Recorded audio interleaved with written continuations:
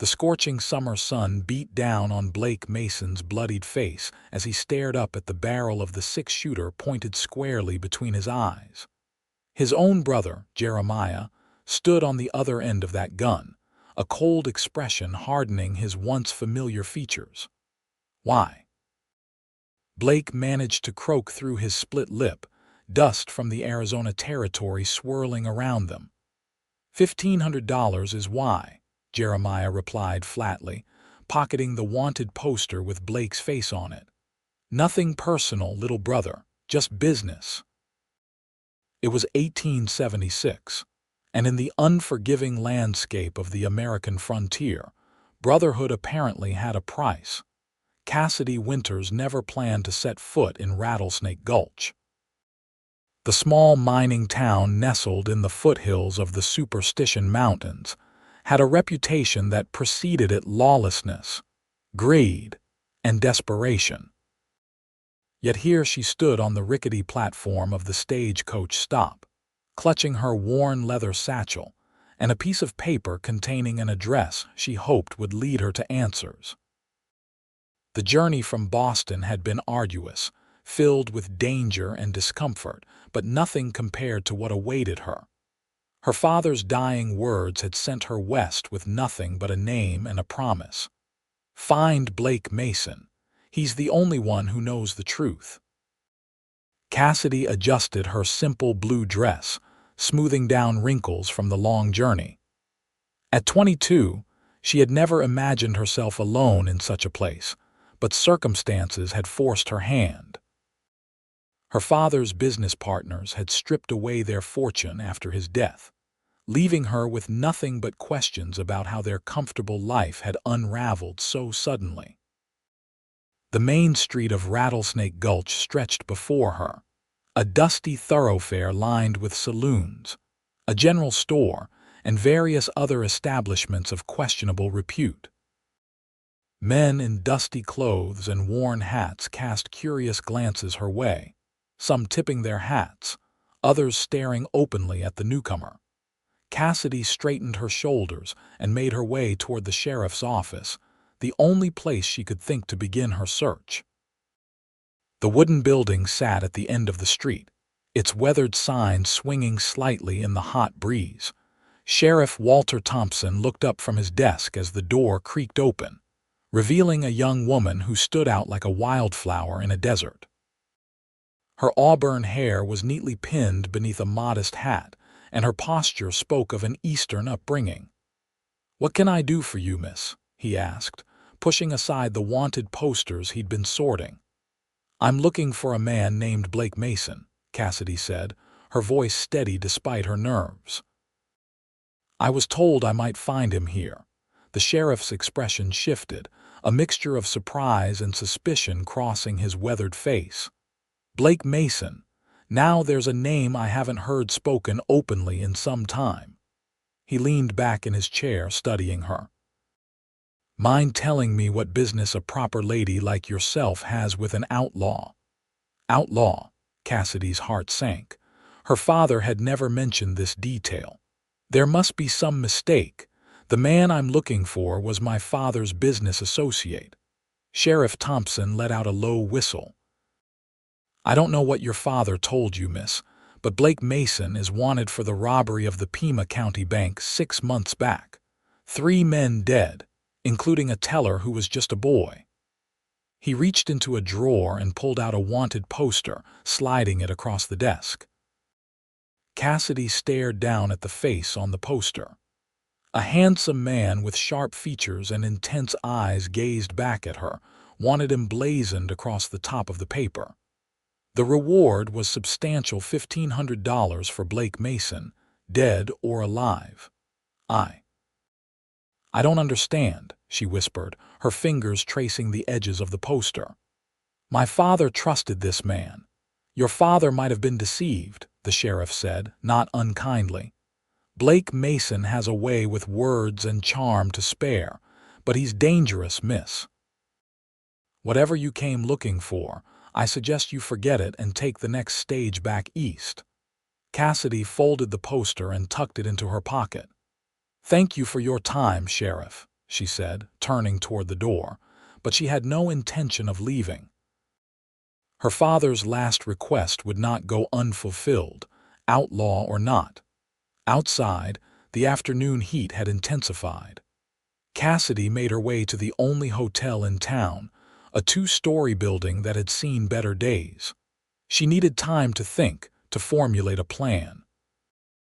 If Blake Mason was wanted, finding him wouldn't be as simple as asking around town.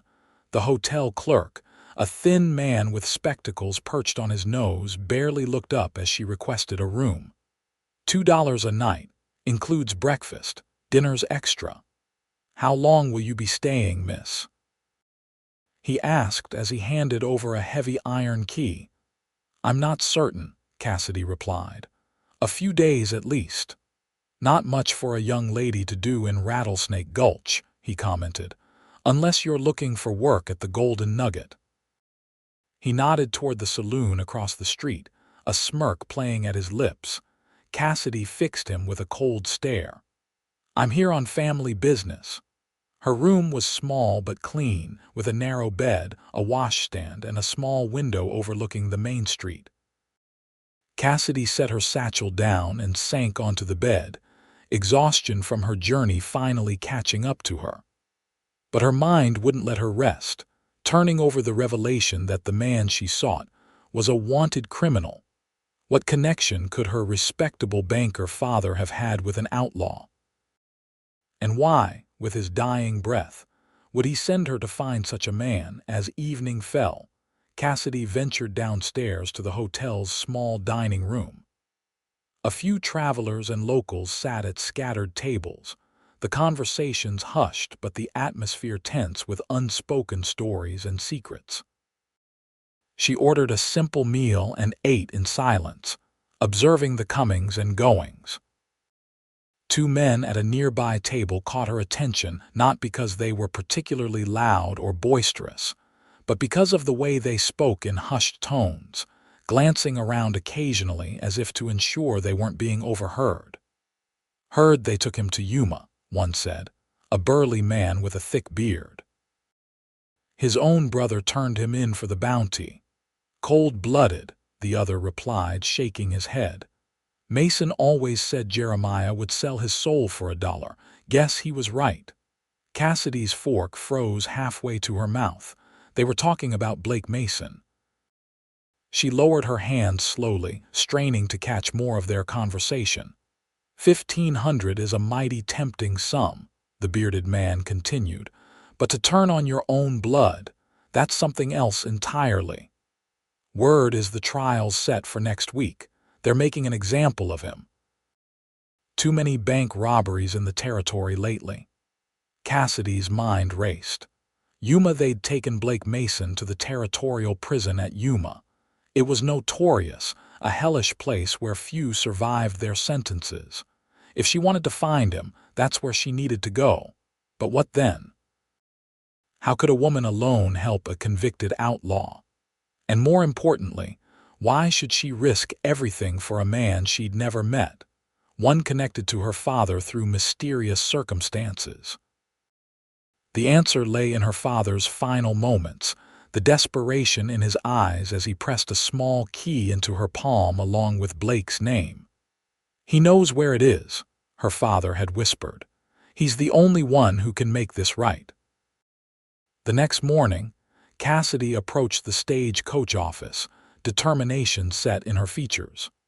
She needed information about travel to Yuma, about the prison, about anything that might help her formulate a plan. The ticket agent, a portly man with a sweaty brow, looked at her as if she'd lost her mind when she inquired about Yuma. Yuma. In this heat, it's the worst time of year to head southwest, miss. Besides, there's nothing in Yuma for a lady like yourself. I have family matters to attend to, Cassidy replied firmly. When does the next stage leave? Day after tomorrow. But I strongly advise against it. The journey's rough and Yuma's no place for I'll take one ticket, she interrupted, placing coins on the counter. And I'd appreciate any information you might have about the territorial prison there. The agent's eyebrows shot up. "The prison? Now I know you're not in your right mind, miss. That's no place for sightseeing." "My cousin works as a guard," Cassidy lied smoothly. "I promised my aunt I'd deliver some letters." Reluctantly, the agent sold her the ticket and offered what little information he had. The prison was 3 miles outside of town.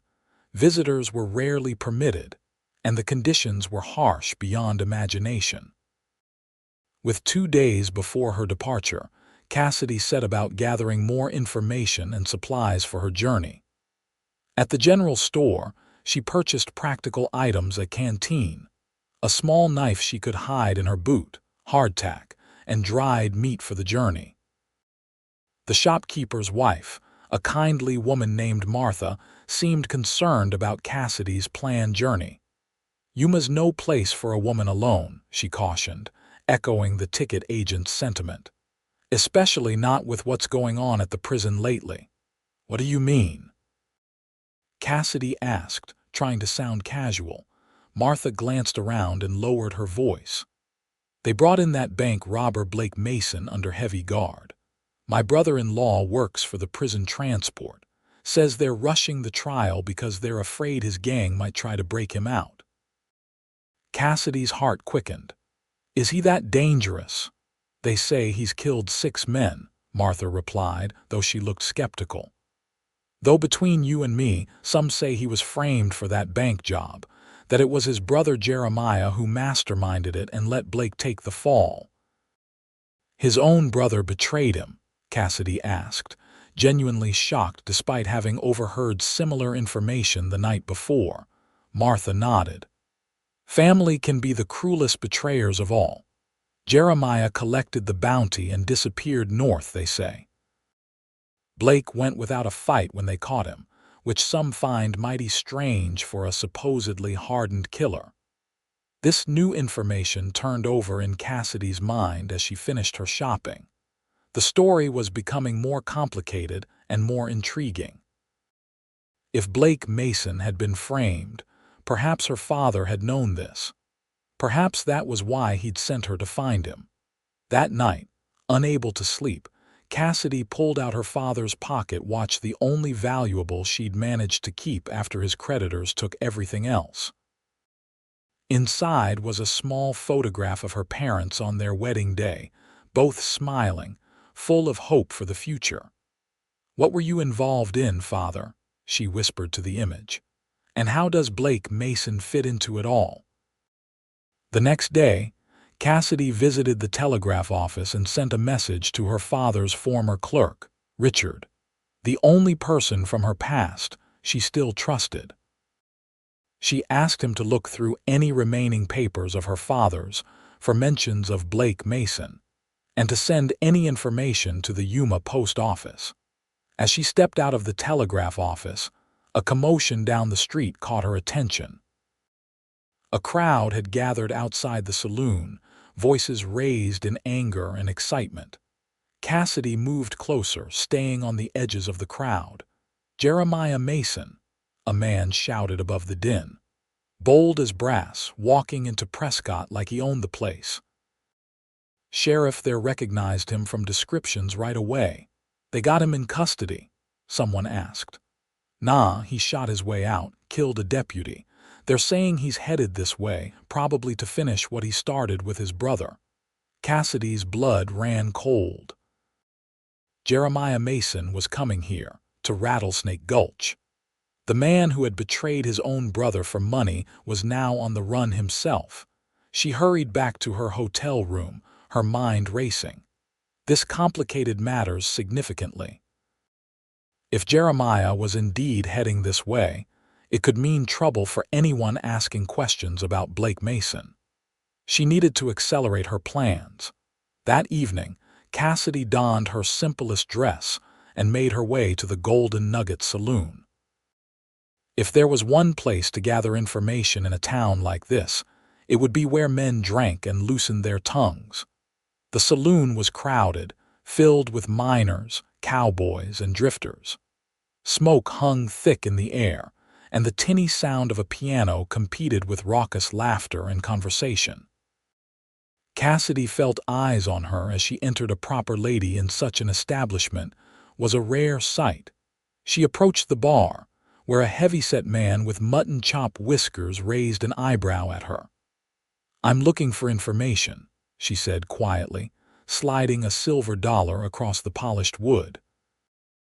"Information costs more than that in here, miss," the bartender replied, though he pocketed the coin nonetheless. Cassidy placed another dollar beside it. "About Blake Mason." The bartender's expression hardened. "That's a dangerous name to be throwing around, especially for a lady who clearly ain't from these parts." "Please," Cassidy leaned forward. "I need to know about his case. Is it true his brother framed him?" The bartender glanced around before responding. "I don't know about framed, but word is Blake was nowhere near that bank when it got robbed. He was seen 30 miles away in Copper Canyon, but his horse and gun were identified at the scene." "So someone wanted it to look like he did it," Cassidy pressed. "Someone who knew his habits and his belongings," the bartender agreed. "And now that same someone, his brother Jeremiah, is rumored to be heading this way. My advice, whatever business you have with the Mason brothers, forget it. It ain't worth your life." Before Cassidy could ask more questions, a commotion at the entrance drew everyone's attention. Sheriff Thompson stood in the doorway, his expression grim. "I just received word from Prescott," he announced to the room at large. "Jeremiah Mason was spotted in Black Canyon this morning. That puts him less than a day's ride from here. I'm deputizing men to form a posse. Any volunteers, see me at my office." The saloon erupted in excited chatter. Cassidy slipped out during the commotion, her heart pounding. She needed to leave for Yuma, immediately. Waiting until morning might be too late. Back at her hotel, she hastily packed her few belongings. The stagecoach wasn't scheduled until morning, but perhaps she could convince the driver of a freight wagon or a private traveler to take her as far as the next town tonight. As she hurried down the stairs, the hotel clerk called out to her. "Miss Winters, there's a gentleman asking for you. Says it's urgent." Cassidy froze. Had Jeremiah Mason somehow learned of her inquiries? Was he already here? "Who is it?" she asked cautiously. Didn't give a name. Tall fellow, well-dressed, waiting in the parlor. With trepidation, Cassidy entered the small sitting room off the lobby. A man stood by the window, his back to her, looking out at the darkening street. He turned as she entered, and she found herself facing a man in his late 30s with graying temples and a neatly trimmed beard. "Miss Winters?" he inquired politely. "My name is Benjamin Carter. I was a friend of your father's." Cassidy studied him warily. "My father never mentioned you, Mr. Carter. He wouldn't have," the man replied with a sad smile. "Our association was confidential in nature. I understand you're looking for Blake Mason." Cassidy's hand moved instinctively to the small knife hidden in the folds of her dress. "How do you know that?" "Because I've been looking for him too," Carter said. "Or rather, I've been trying to help him. Your father was involved in the same effort before his untimely death." "Involved in what?" Cassidy demanded, her patience wearing thin with half-truths and mysteries. "In proving Blake's innocence," Carter replied. "Your father was gathering evidence that would exonerate Blake of the bank robbery charges. Evidence that would implicate the true criminals, including Jeremiah Mason and several corrupt officials in the territorial government." Cassidy's mind reeled with this new information. "That's why he sent me to find Blake, to help clear his name," Carter nodded. "Your father trusted very few people at the end. He must have believed you could finish what he started." He reached into his coat and withdrew an envelope. "This contains documents that prove Blake was miles away when the robbery occurred, signed affidavits from witnesses. But it's not enough. We need the ledger." "Ledger? What ledger?" a record of transactions between Jeremiah Mason and certain government officials, bribes, payoffs, the planning of the robbery itself. Blake managed to steal it before he was captured, and he hid it somewhere. Without it, the documents I have are just paper. With it, we can free Blake and bring down the people who framed him. Cassidy felt overwhelmed. Her simple quest to fulfill her father's dying wish had suddenly expanded into a dangerous conspiracy involving government corruption and framed outlaws. "Why should I believe you?" she asked. Carter smiled sadly. "You're cautious. Good, your father was the same way." He reached into his pocket again and withdrew a small silver pocket watch. "He wanted you to have this if I ever found you." Cassidy took the watch with trembling hands. It was indeed her father's, his initials engraved on the back, the distinctive scratch on the case where he'd once dropped it. Inside was a photograph she'd never seen before, her father standing beside a younger man she recognized from the wanted poster as Blake Mason. "They were friends," Carter explained. "Partners in a legitimate mining venture before all this happened. Blake saved your father's life during a cave-in at one of the mines. That's why your father couldn't believe Blake was guilty when the accusations came." Cassidy closed the watch, her resolve strengthening. "What do we do now? I was planning to go to Yuma to see Blake." "That's exactly what we need to do," Carter agreed. "But not by stage. It's too slow, and Jeremiah's men will be watching the routes. I have horses ready. We can leave tonight and reach Yuma in 3 days if we push hard." The decision was made in that moment. Cassidy would trust this stranger who had brought a piece of her father back to her. Together, they would reach Blake Mason and uncover the truth that had cost her father his life. They left Rattlesnake Gulch under cover of darkness, two shadows slipping past the edge of town, while most of its inhabitants were still discussing the impending arrival of Jeremiah Mason in the saloons and boarding houses. Carter proved to be an experienced rider and navigator, leading them away from the main trails and across the harsh desert landscape. By dawn, they had put considerable distance between themselves and Rattlesnake Gulch. "We'll rest during the hottest part of the day," Carter explained as they made a sparse camp in the shade of a rocky outcropping. "Travel at dawn, dusk, and night when it's cooler." As Cassidy sipped water from her canteen, she studied her newfound ally. "How did you become involved in all this, Mr. Carter?" "Ben, please," he corrected with a tired smile. "I was a federal marshal before I resigned. I was investigating corruption in the territorial offices when I crossed paths with your father and Blake. They had evidence I needed, and I had the authority they needed to bring their findings to the right people. And what happened? Someone leaked information about our investigation. Your father's business was suddenly audited, his loans called in. Blake was framed for the robbery, and I." He paused, a shadow crossing his face. "I was ambushed on the trail to Tucson, left for dead with a bullet in my side. By the time I recovered, your father was gone and Blake was in prison awaiting trial." Cassidy processed this information, pieces of the puzzle slowly fitting together. "So my father's financial ruin wasn't bad investments as I was told."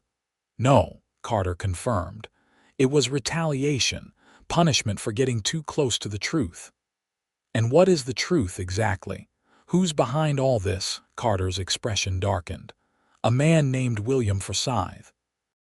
Territorial judge, businessman, owner of half the mines in the Arizona Territory, and secret partner to Jeremiah Mason in a scheme to rob banks, then use the stolen money to buy up failing businesses and land." The name sent a chill through Cassidy. Judge Forsyth had been a dinner guest in her father's home on several occasions. She remembered him as a jovial, white-haired man who had always brought her candies and called her "little lady." "Forsyth," she whispered, "but he was my father's friend. He pretended to be many things to many people. Carter replied grimly. But what he really is ruthless.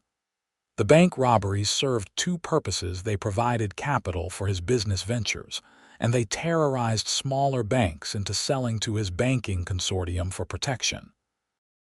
Their journey continued for 2 more days, a grueling trek across the unforgiving desert.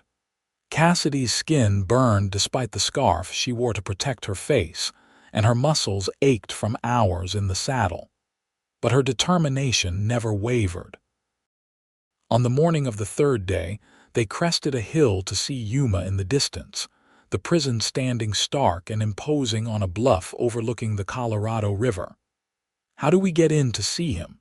Cassidy asked as they approached the town. "I have a guard who's sympathetic to our cause. He can get us in, but only for a few minutes. It has to be today. Blake's trial is scheduled for tomorrow, and Forsyth is pushing for an immediate execution afterward." They reached Yuma by midday, stabling their horses at a livery before making their way to a small cantina on the outskirts of town. Carter led Cassidy to a back table where a nervous-looking man in a prison guard's uniform was waiting. "This is Peterson," Carter introduced him. "He's going to help us see Blake." The guard nodded tersely. "Tonight, midnight, I'm on duty at the South Gate. I can get you in as a doctor and nurse for a sick prisoner. You'll have 10 minutes, no more, if you're caught." He trailed off, the implications clear. "We understand the risk," Cassidy assured him, "and we're grateful for your help." "Don't thank me yet," Peterson replied grimly. "Getting in is one thing. Getting out with or without Mason is another matter entirely." The hours until midnight crawled by with excruciating slowness. Cassidy and Carter took a room at a small boarding house where they reviewed their plan and the documents they would show Blake. "What if he doesn't know where the ledger is?" Cassidy asked, voicing the fear that had been growing in her mind. "Or what if he won't tell us?" "He'll tell you," Carter said confidently. "Once he knows who you are, Edward Winters' daughter, he'll trust you. Your father saved Blake's reputation once before when he was accused of cheating at cards. Blake never forgot that." As midnight approached, they donned their disguises, Carter in a black coat with a doctor's bag, and Cassidy in a plain dress with a nurse's apron and cap. They made their way through the sleeping town to the imposing walls of Yuma Territorial Prison. True to his word, Peterson was waiting at the South Gate. He nodded tensely as they approached and unlocked a small side door. "Remember, 10 minutes," he whispered. "Cell Block C, Cell 14. I told the night guard you're here about the fever outbreak in Block D, so you shouldn't be disturbed, but be quick." The interior of the prison was stifling, the stone walls retaining the day's heat like an oven. The smell of unwashed bodies, waste, and despair hung heavy in the air as Peterson led them down a dimly lit corridor. "Block C," he murmured, unlocking another door. 14 is at the end on the right. I'll be outside. 1 knock means hurry. 2 means run." With that, he left them, and Cassidy found herself walking beside Carter past cells containing men in various states of desperation.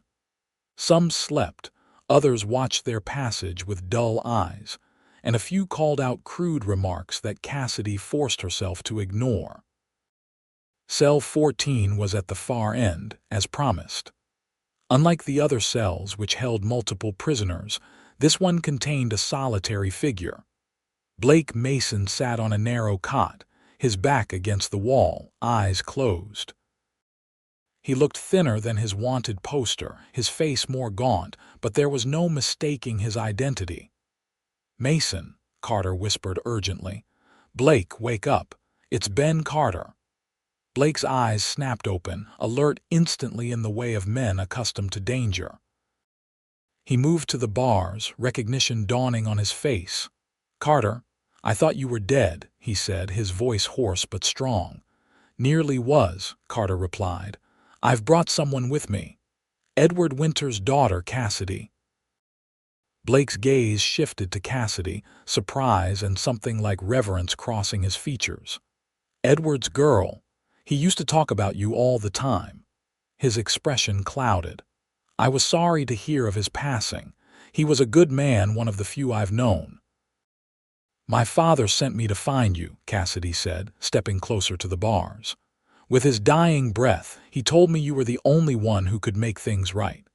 A sad smile touched Blake's lips. Your father always did have more faith in me than I deserved. He glanced at Carter. Why are you here? The trial's tomorrow, and we all know how it's going to end. We have evidence, Carter explained quickly.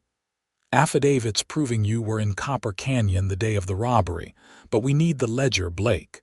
Without it, the affidavits won't be enough against Forsythe's influence. Blake's face hardened at the mention of the judge's name. Forsythe. He visited yesterday, you know, came to gloat, told me how he'd orchestrated everything, my brother's betrayal, Edward's ruin, your ambush.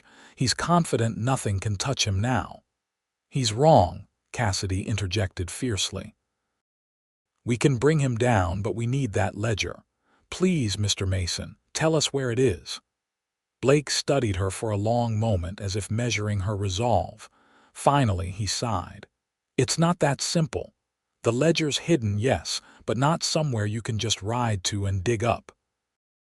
It's in a safe deposit box at the First Bank of Tucson, Carter cursed under his breath. Forsythe practically owns that bank. Exactly, Blake agreed. Which is why I had to be clever about it. The box isn't in my name. It's registered to Faith Callahan. Who's Faith Callahan? Cassidy asked, confusion evident in her voice. Blake's expression softened slightly. Faith isn't a person. It's the name of a horse, my horse. The one thing in this world Jeremiah knew I would never sell or trade. I registered the box using papers I'd created for buying and selling horses. The bankers thought it was an amusing eccentricity of a horse trader. And the key, Carter pressed, glancing nervously toward the corridor. Blake's gaze returned to Cassidy. Your father has it, had it, he corrected himself grimly. I gave it to him for safekeeping the day before I was arrested. Cassidy's hand went to her throat, where a small key hung on a chain beneath her dress, the key her father had pressed into her palm with his final words. She withdrew it, holding it up so Blake could see. This key? She asked, hope rising in her chest. Blake's eyes widened. That's it. Edward kept his promise. He reached through the bars, not to take the key, but to gently close Cassidy's fingers around it. You need to get to Tucson, box 217. The ledger documents everything, dates, amounts, names, enough to destroy Forsythe and free me. A single knock echoed from the corridor. Peterson's warning. We're out of time, Carter whispered urgently. Blake, we'll get the ledger and bring it to your trial. It won't matter, Blake said, his voice suddenly resigned. Forsythe has already arranged for my attempted escape tonight. The guards have orders to shoot me. By dawn, I'll be beyond the reach of any evidence you bring. Cassidy felt ice flood her veins. No, she protested. There has to be a way. There is, Blake interrupted, his gaze intense. But it's a long shot, and it would put you both in danger. Tell us, Carter demanded. Forsythe's greed is his weakness. He wants my supposed share of the bank robbery, money that never existed because I never robbed that bank. Rumor has it that I hid $20,000 somewhere. Blake's eyes gleamed with sudden inspiration. If someone were to approach him, claiming to represent me, offering that money in exchange for my release, he'd be suspicious, Carter objected. Not if the offer came from a grief-stricken young woman, Blake countered, looking at Cassidy. Not if she believed I was innocent and was willing to spend her inheritance to save me.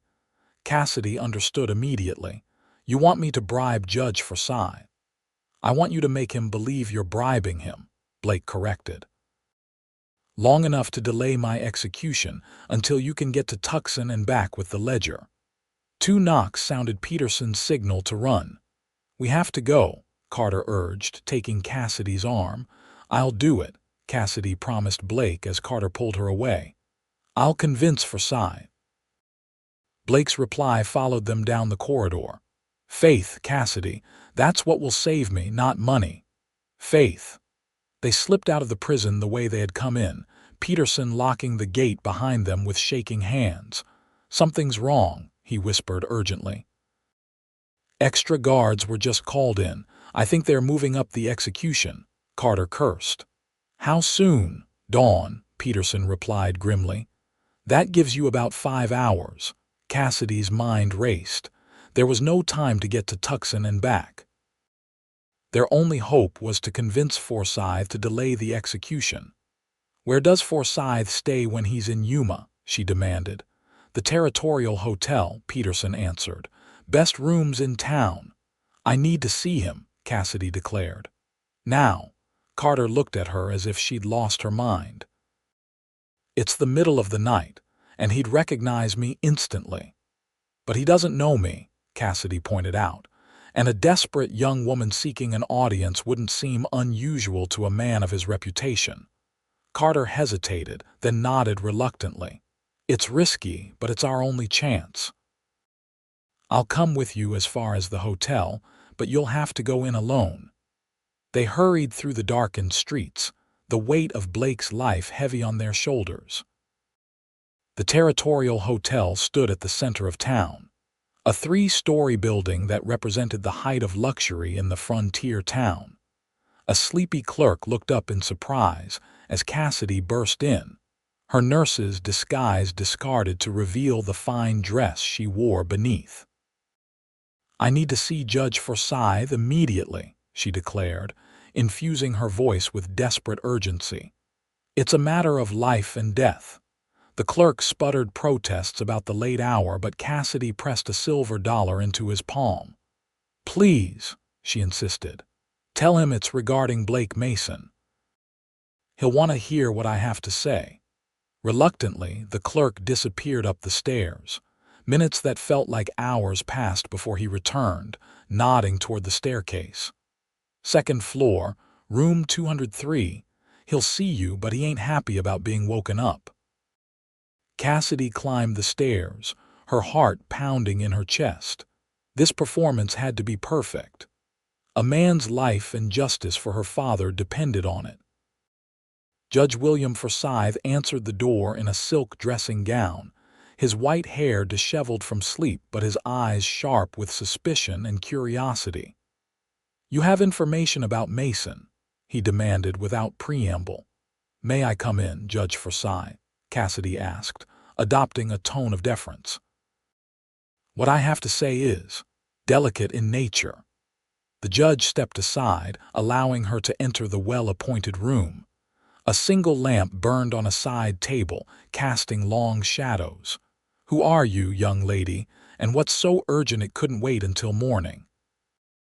Forsyth inquired, studying her with calculating eyes. "My name is Cassidy Winters," she replied truthfully, watching his face for any sign of recognition. There was a flicker he knew her father, as she suspected. "I've recently arrived from Boston to settle matters regarding my late father's estate." "Edward Winters' daughter," Forsyth mused. "I was sorry to hear of your father's passing, a respected businessman." His tone suggested otherwise. "Thank you," Cassidy replied, forcing gratitude into her voice. "In reviewing my father's papers, I discovered something troubling. It seems he was involved in business with Mr. Blake Mason, the man currently awaiting execution in Yuma prison." Forsyth's expression didn't change, but Cassidy noticed his hand tighten slightly on the back of a chair. "I fail to see what this has to do with waking a territorial judge at 3 in the morning, Miss Winters." "My father believed in Mr. Mason's innocence," Cassidy continued, moving carefully into the lie Blake had constructed. "So much so that he entrusted me with the location of certain funds. Funds that Mr. Mason acquired through various enterprises and wished to be preserved." Are you suggesting your father was harboring stolen money? Forsyth asked, his voice dangerously soft. I'm suggesting my father was protecting the legitimate business interests of a friend, Cassidy countered smoothly. Mr. Mason's horse trading operation was quite successful, I understand. The money, nearly $20,000, represents his life's work.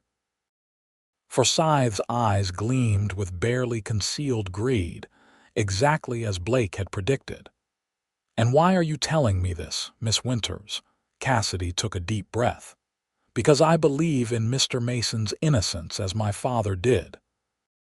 I'm prepared to use those funds to secure proper legal representation for him, a stay of execution at minimum until new evidence can be presented. The law must take its course, Forsyth intoned, though his attention was fully engaged now. Mason has been tried and convicted. His trial is scheduled for tomorrow, Cassidy pointed out. Yet I hear rumors of an execution at dawn. That hardly seems like due process, Judge Forsyth. The judge's eyes narrowed. You seem remarkably well informed for someone newly arrived from Boston. Cassidy allowed a small, sad smile to touch her lips. My father taught me to gather information before making business decisions, and this is, at its heart, a business proposition. Is it indeed? Forsyth moved to a decanter on a side table, pouring himself a measure of amber liquid. And what exactly are you proposing, Miss Winters? I propose that Blake Mason's execution be delayed by 1 week, Cassidy stated firmly. Time enough for me to access the funds he entrusted to my father and make arrangements for their appropriate distribution. And if I were to tell you that such interference in judicial matters is highly inappropriate? Forsyth sipped his drink, watching her over the rim of the glass. I would remind you that justice delayed is not justice denied, Cassidy replied, meeting his gaze steadily. And that $20,000 can do much good in the territory, building schools, improving roads, supporting the work of dedicated public servants such as yourself. Forsyth set down his glass, a thin smile spreading across his face. Your father raised a remarkably pragmatic young woman. Very well, Miss Winters. I find myself inclined to review the Mason case more thoroughly before proceeding. The execution scheduled for dawn will be postponed. Relief flooded through Cassidy, though she maintained her composed exterior. Thank you, Judge Forsyth. I believe this decision reflects your renowned commitment to justice. Where are these funds currently located? Forsyth inquired, attempting to sound casual. Safe, Cassidy replied. As I mentioned, I'll need time to access them. Perhaps we could meet again in 3 days to discuss the specifics. Forsyth nodded, his greed temporarily satisfied by the promise of future wealth. 3 days, then. I trust you're staying at this hotel. I'll make arrangements immediately, Cassidy assured him, moving toward the door. Good night, Judge, and thank you for your understanding. Once outside the hotel, Cassidy exhaled shakily, finding Carter waiting in the shadows of an alley across the street. He agreed, she whispered as they hurried away from the hotel. The execution is postponed. We have 3 days to get to Tucson and back with the ledger. Carter's face showed both relief and concern. Forsyth's not a man to be trifled with. Once he realizes you've deceived him, by then, it won't matter, Cassidy interrupted with more confidence than she felt. We'll have the evidence to bring him down. They returned to their boarding house to collect their belongings, then made directly for the livery. Dawn was breaking as they rode out of Yuma, heading east toward Tucson at a pace that pushed both horses and riders to their limits. The journey to Tucson was a blur of dust, heat, and determination. They stopped only when absolutely necessary to rest the horses and take brief moments of sleep. Cassidy's body protested every mile, unused to such punishing travel, but her mind remained focused on their goal. They reached Tucson late on the second day, their horses lathered, and their own appearances so travel-worn that the clerk at the first bank regarded them with open suspicion when they entered just before closing. "I need to access a safe deposit box," Cassidy announced, producing the key her father had given her. "Box 217, registered to Faith Callahan." The clerk consulted a ledger, frowning slightly. "Yes, we have that box, but I don't recall a Faith Callahan as one of our regular customers." "My aunt," Cassidy lied smoothly. "She trades horses. I've been authorized to access her box while she's conducting business in California." She presented the forged horse trading papers Blake had mentioned, which Carter had found among the documents he'd been safekeeping. The clerk examined the papers, still looking doubtful. "These seem to be in order, but our policy requires. Perhaps this will help clarify matters," Carter interrupted, sliding a substantial tip across the counter. The clerk's hesitation vanished. "Of course, sir. Right this way." They were led to a private room where the clerk used his key in conjunction with Cassidy's to open the small metal box. Inside lay a leather-bound ledger, exactly as Blake had described. Once alone, they opened it to find page after page of meticulous records, dates, amounts, names. Jeremiah Mason's signature appeared repeatedly beside entries for bank robberies and payoffs. Judge Forsythe's name was listed as receiving consulting fees after each robbery, as well as a percentage of the stolen funds. "This is it," Carter breathed, his eyes scanning the damning evidence. "Enough to destroy Forsythe and everyone working with him." They secured the ledger inside Carter's coat, thanked the bemused bank clerk, and headed immediately to the telegraph office. Carter sent wires to trusted contacts in the U.S. Marshal Service, the Territorial Governor's Office, and several newspapers, alerting them to the evidence and the corruption it revealed. "Insurance," he explained to Cassidy as they hurried back to their horses. "In case something happens to us on the way back to Yuma." The return journey was even more grueling, their exhausted bodies pushed beyond reasonable limits by the urgency of their mission. They rode through the night, guided by moonlight and the unwavering knowledge that a man's life hung in the balance. As they approached Yuma on the morning of the third day, their deadline for meeting Forsythe, Carter suddenly reined in his horse. "Something's wrong," he said, pointing toward the town. A plume of smoke rose from somewhere near the center of Yuma. They approached cautiously, leaving their horses at the same livery as before. The streets were chaotic, people running toward the source of the fire, the Territorial Hotel. "Forsythe," Cassidy gasped, a cold dread settling in her stomach. They pushed through the crowd, finding the hotel engulfed in flames, firefighters working desperately to prevent the blaze from spreading to neighboring buildings. "What happened?" Carter asked a soot-covered bystander. "Started about an hour ago," the man replied. "They're saying it was deliberate coal oil poured under doors and lit. 3 dead so far, including Judge Forsythe." Cassidy felt the world tilt beneath her feet. "Jeremiah," she whispered. "He must have learned about the ledger. We need to get to the prison," Carter said urgently. If Jeremiah's trying to cover his tracks, they didn't finish the thought, already running toward the imposing structure on the bluff. As they approached the prison gates, they saw signs of commotion, guards running, shouts echoing from within the walls. Peterson met them at the gate, his face pale with shock. "It's chaos," he reported breathlessly. "Jeremiah Mason somehow got into the prison disguised as a guard. He went straight to his brother's cell." "Is Blake alive?" Cassidy demanded, clutching the ledger tightly. Peterson nodded. "Alive but wounded. Jeremiah shot him, but not fatally, just enough to keep him from escaping, I think. Then Jeremiah tried to flee, but the warden had been alerted. There was a shootout." "And Jeremiah," Carter pressed. "Dead," Peterson confirmed grimly. But not before he confessed to setting the hotel fire and killing Forsyth. Said something about tying up loose ends.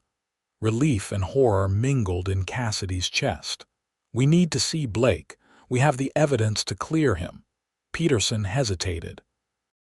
With Forsyth dead and Jeremiah confessing to the bank robberies with his dying breath, the wardens already sent for the territorial prosecutor. Mason's case is being reviewed right now. "All the more reason we need to get in there," Carter insisted. "This ledger proves it wasn't just Jeremiah and Forsyth. There are others involved who need to be brought to justice." Peterson finally relented, leading them through the prison to the infirmary where Blake lay on a narrow cot, his shoulder bandaged. He looked pale but alert, his eyes widening when he saw Cassidy and Carter. "You made it," he said, his voice weak but clear. "Did you find it?" Cassidy rushed to his bedside, producing the ledger. "We found it. Your brother tried to silence everyone who knew Forsyth, but he failed." Blake's eyes closed briefly in relief. "Edward would be proud of you," he said softly, reaching for Cassidy's hand. "You had faith when everyone else had given up." The territorial prosecutor, summoned by the warden, arrived moments later. He was a serious man named James Harrington, known for his methodical approach to justice. Carter presented the ledger and explained its significance, while Cassidy recounted everything she had learned about her father's connection to the case and Forsyth's corruption. Blake filled in the remaining details from his bed, describing how he had discovered his brother's criminal activities and attempted to gather evidence against him. "This is extraordinary," Prosecutor Harrington admitted when they had finished. "The most extensive case of corruption I've encountered in my career." He turned to Blake. "Mr. Mason, pending formal proceedings, I believe there are grounds for your immediate release. The evidence of your innocence is compelling, particularly with the corroborating testimony of these witnesses." Blake's eyes found Cassidy's, a mixture of gratitude and something deeper shining in their depths.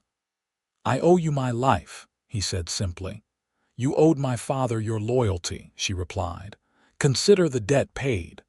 The following weeks saw a flurry of activity throughout the Arizona Territory.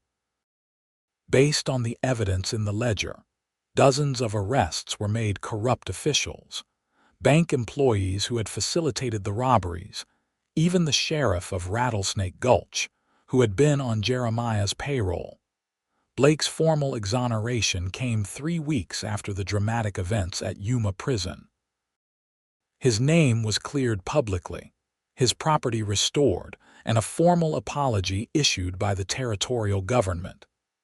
In addition, he received compensation for his wrongful imprisonment, though no amount could repay the months of his life spent behind bars.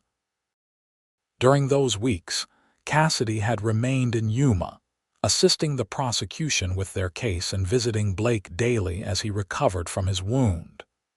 Their shared ordeal had forged a bond between them, one that deepened with each passing day.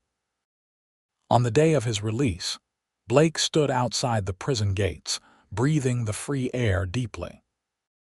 Cassidy and Carter waited for him, both smiling at the sight of him in fresh clothes, his face shaved clean, looking more like the successful businessman he had once been than the prisoner they had first encountered.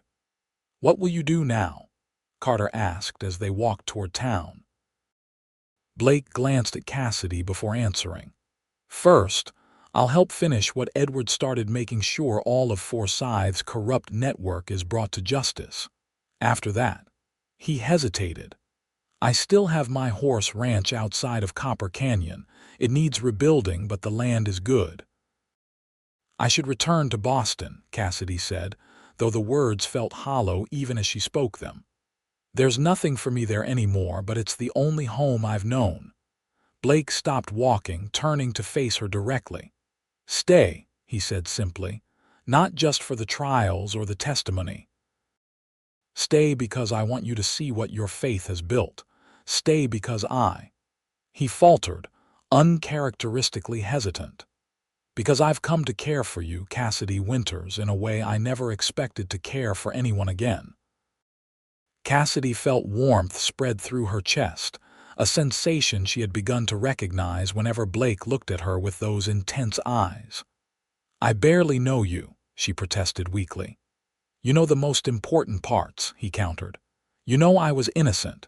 You know I was loyal to your father. You know I would never betray those I care about, unlike my brother." He took her hands in his. "The rest, we can discover together." Carter cleared his throat awkwardly.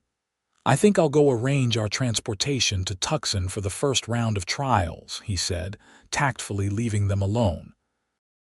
Once he had gone, Cassidy found herself standing before Blake, their hands still joined, the future stretching before them like the vast Arizona desert full of both promise and uncertainty. "I don't know anything about ranch life," she admitted. Blake smiled, the expression transforming his face. "I don't know anything about Boston society. We'll teach each other." "Your brother betrayed you for money," Cassidy said softly. "How do you know you can trust again after that?"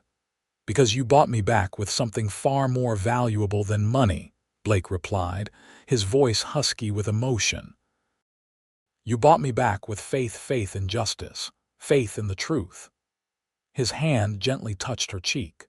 "Faith in me when you had every reason to believe the worst."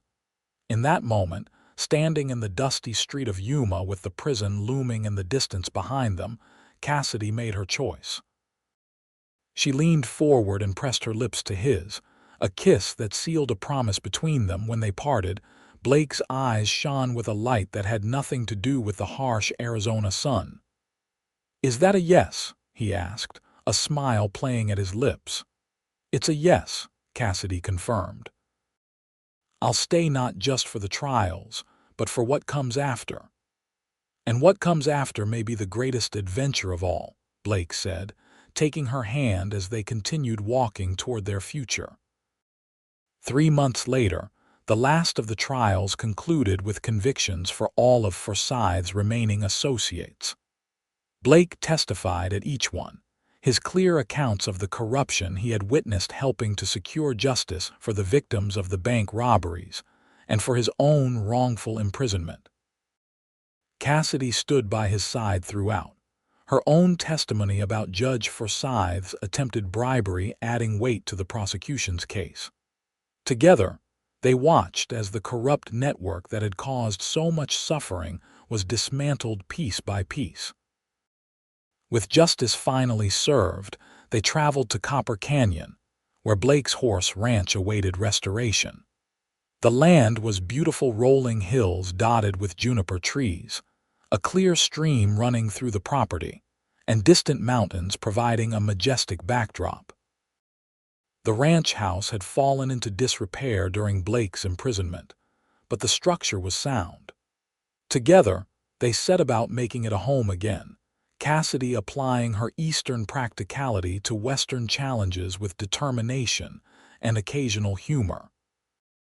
"I never thought I'd be learning to cook on a wood stove or fetch water from a well," she remarked one evening as they sat on the porch, watching the sunset paint the canyon walls with gold and crimson.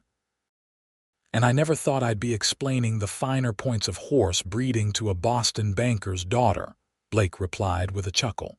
"Yet here we are." "Here we are," Cassidy agreed, leaning against his shoulder. "And I wouldn't change it for all the comforts of Boston."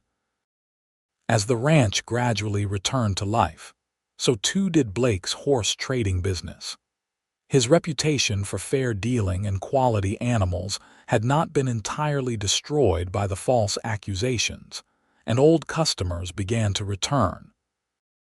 Cassidy, with her head for figures, proved an adept business partner, keeping the books and suggesting expansions that Blake might not have considered. Benjamin Carter visited occasionally, having returned to his position with the U.S.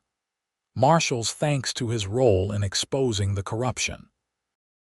He brought news from around the territory and took obvious pleasure in seeing the happiness his friends had found together. 6 months after their arrival at the ranch, on a perfect spring evening with wildflowers carpeting the canyon floor, Blake took Cassidy riding to a scenic overlook. There, with the setting sun casting long shadows across the landscape, he knelt and asked her to be his wife.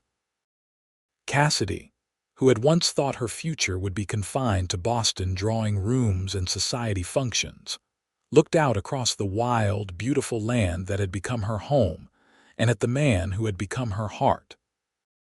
"Yes," she said simply, joy rising within her like the clear waters of the canyon stream. "1,000 times yes." They were married in the small church in Copper Canyon, with Carter standing as Blake's best man and Martha from the general store in Rattlesnake Gulch, who had become a dear friend, serving as Cassidy's matron of honor. The ceremony was simple but heartfelt, two people pledging their lives to each other before friends who had become family. As they rode back to the ranch afterward, now husband and wife, Blake pointed to a hill overlooking the property. "I thought we might build there someday," he said. "A bigger house, for when our family grows." Cassidy smiled, her hand instinctively moving to her stomach. "Sooner than you might think," she replied, watching joy dawn on his face as he understood her meaning. Their son, Edward Benjamin Mason, was born the following winter, a strong, healthy boy with his father's eyes and his mother's determined spirit. As Blake held his son for the first time, tears glistening in his eyes, Cassidy knew they had created something beautiful from the ashes of betrayal and loss. The years that followed brought both challenges and blessings. The horse ranch prospered, becoming known throughout the territory for its fine animals. They expanded their operations to include cattle and eventually purchased additional land when the neighboring property became available. Their family grew as well. 2 years after Edward's birth, Cassidy gave birth to twins, a boy they named William, after Blake's father, and a girl they called Faith, a name that held special significance for them both. Blake became a respected figure in Copper Canyon, serving on the town council and using his influence to ensure the community developed with fairness and opportunity for all its citizens. Cassidy, drawing on her father's legacy, established a small lending library and later a school, believing that education was the foundation of a thriving society. Benjamin Carter remained a constant presence in their lives, the children calling him Uncle Ben and delighting in his visits, which always included stories of his adventures enforcing the law across the territory. 10 years after their marriage, on the anniversary of Blake's release from prison, they hosted a gathering at their ranch, now a substantial operation with a large, comfortable house on the hill Blake had once pointed out. Friends from near and far came to celebrate, including many whose lives had been touched by the couple's journey from tragedy to triumph. As twilight fell, Blake found Cassidy standing alone on the porch, watching their children playing with the other youngsters in the yard. "Any regrets?"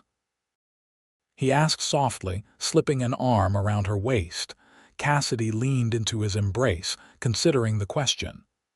"Only that my father never got to see this," she replied.